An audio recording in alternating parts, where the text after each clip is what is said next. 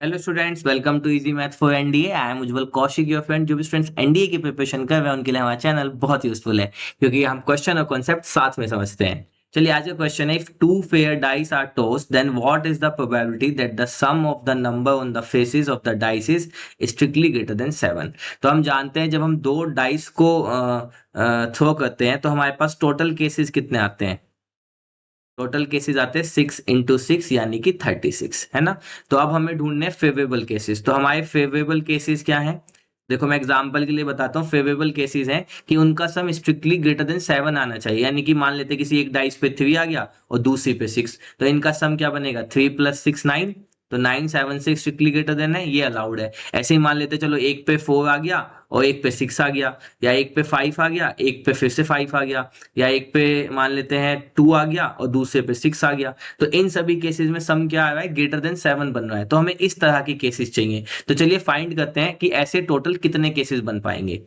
ठीक है, चलो फाइंड करने की कोशिश करते हैं। सबसे पहले हमने देखा कि हमें स्ट्रिक्टली ग्रेटर देन 7 चाहिए, तो हमने लिया कि वो वाले केसेस देखो जब सम जो है 8 बनेगा। भाई 7 से एग्जैक्ट बड़ा तो 8 ही बनेगा ना, इंटीजर बनेंगे, और क्योंकि फ्रैक्शन में तो आएगा नहीं। तो देखो 8 कैसे कैसे बन सकता है। तो 8 बन सकता है 2 6 आ जाए तो 8 बन सकता है, 3 5 से बन सकता है, 4 4 से बन सकता है, और 5 3 से बन सकता है, और आपका 6 और 2 से बन सकता है ना। यहाँ पे आपका 6 और 2 से बन सकता है। टोटल कितने केसेस आ गए? यहाँ से हमारे पास 5 केसेस आ गए। चलो इनको हाईलाइट कर लेते हैं, 5 केसेस को। चलो अब चलते हैं कि सम हमारा क्या बने, 9 बने। तो 9 बनने के लिए सबसे पहले हमें क्या चाहिएगा? 3। तो 3 6 से बन जाएगा, 4 5 से बन जाएगा, 5 4 से बनेगा, और आपका 3 6 था, 6 3 से बन जाएगा। तो यहाँ से कितने केसेस आ गए? 4 केसेस आ गए।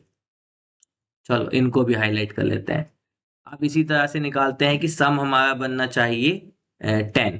तो 10 बनने की कितनी पॉसिबिलिटीज हैं? देखो, 4 6 से बन सकता है 10, और आपका 5 5 से बन सकता है 10, और आपका 6 4 से बन सकता है 10। तो यहाँ से कितने केसेस आ गए? 3 केसेस आ गए।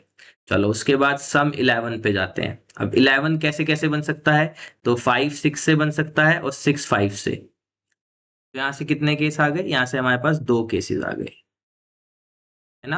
अब बनाते हैं कि सम 12 कैसे आ सकता है। देखो,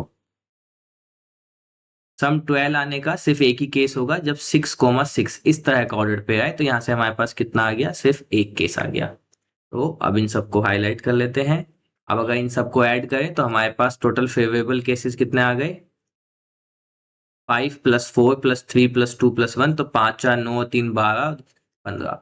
तो हमारे पास प्रोबेबिलिटी क्या आ जाएगी? Favourable cases upon total cases.